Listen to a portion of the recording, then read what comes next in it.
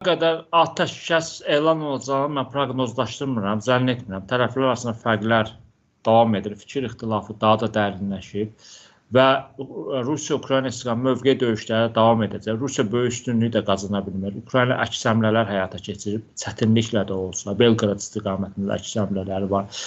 Hər iki tərəf böyük itkilər verir. Yəni atəşkəs 9 maya qədər olacağını zənn etmirəm. Trampın bu hələ ki təşəbbüsləri də reallaşmayacaq.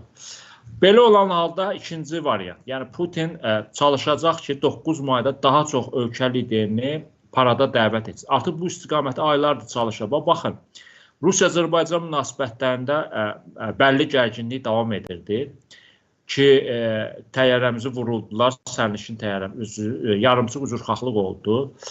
Amma kompensasiya və cinayətkarın cəzalandırılması məsələsi açıq qaldı. Amma Putin burada da bir hiyləgər bir plan qurdu. Yəni Azərbaycanla münasibətlərin normallaşması üçün müəyyən addımlar atır.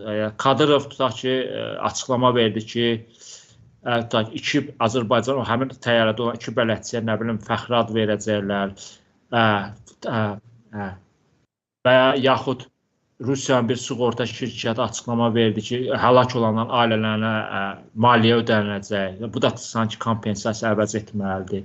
Və yaxud Putin Matviyenkanı Federasiya Şurasının sədrini Bakıya göndərdi.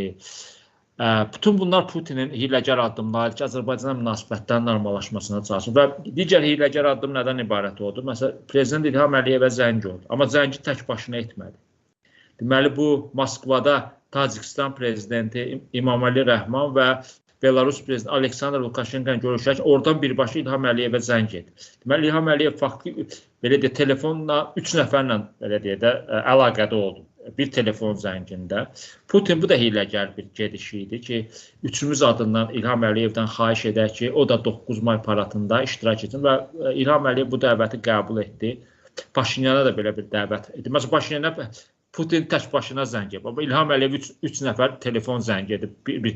Və İlham Əliyevin Rusiya ilə münasibətdə bəlli gərginliklər olsa da, amma İlham Əliyevin Aleksandr Lukashenko həm də Tacikistan prezidenti İmamali Rəhmanın çox sıx dostluq əlaqələri var. Ona görə yox demək çətin idi və mən hesab edirəm ki, əlbəttə Rusiya ilə gərginliyin davamının bəli, mən hər zamanda riskləri də var idi, amma Rusiyanın atacağı addımlar da var idi. Yəni və yaxud başqa bir misal deyim sizə, 2 gün əvvəl Çinin Xarici İşlər Naziri Wang Yi Moskvada səfərdə idi.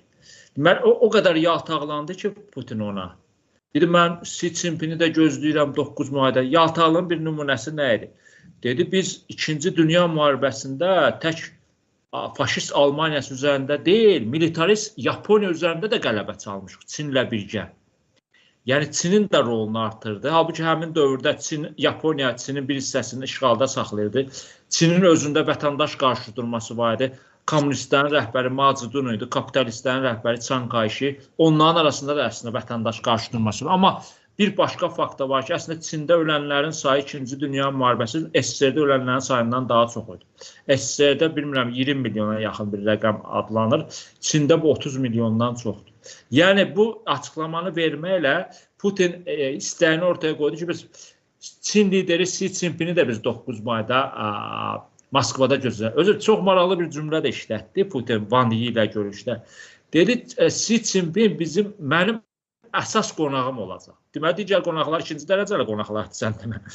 Əsas qonaq Xi Jinping olacaq. Çünki onunla tərəfdaşlığı qorumalıdır Putin. Əsas qonaq da o demək olacaq ki, protokolda və paradda Xi Jinping Putinin ya sağında dayanacaq, ya da solunda dayanacaq. Yəni, Putin atəşkəs alınmayacaq, bütün cəhlə çalışacaq, elə bir parad keçirsin ki, o qonaqların sayı o qədər çox olsun ki, bu onun müharibə aparması dəstək anlamına gəlsin. Çünki paradda iştirak edən Rusiyanı qınaya bilməyəcək. Rusiya, belə deyək, tənqid edə bilməyəcək. Aydın qərb ölkə liderlərinin kimsə qatılacağını zənn etmirəm.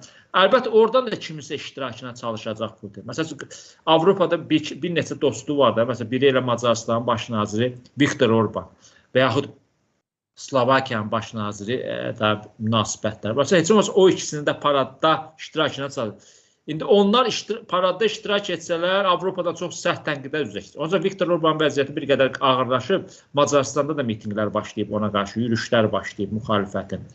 Yəni çalışacaq ki, məsələn, Krım ilhaqdan əvvəlki məsəl üçün paradlar keçirdi Putin Moskvada. Ora hətta Amerikan prezidenti gəlirdi, Avropa liderləri kimi. Məsələn, bu günlərdə bir şəkil paylaşılmışdı. Çox maraqlı şəkildir. Deməli, 15 il qabaq keçirilən parad Moskvada Krımın ilhaqından sonra keçirilən. Bəs 15 il əvvəl Putinin ətrafında 30 qonaq var idisə, hamı gəlmişdisə, Krımın ilhaqından sonra cəmi yanında 3-5 nəfər var idi. İndi istəmir ki, yanında az adam olsun. Atəşkəs olmayacaq, amma çalışacaq ki, qonaq sayısı 9 mayda paradda çox olsun.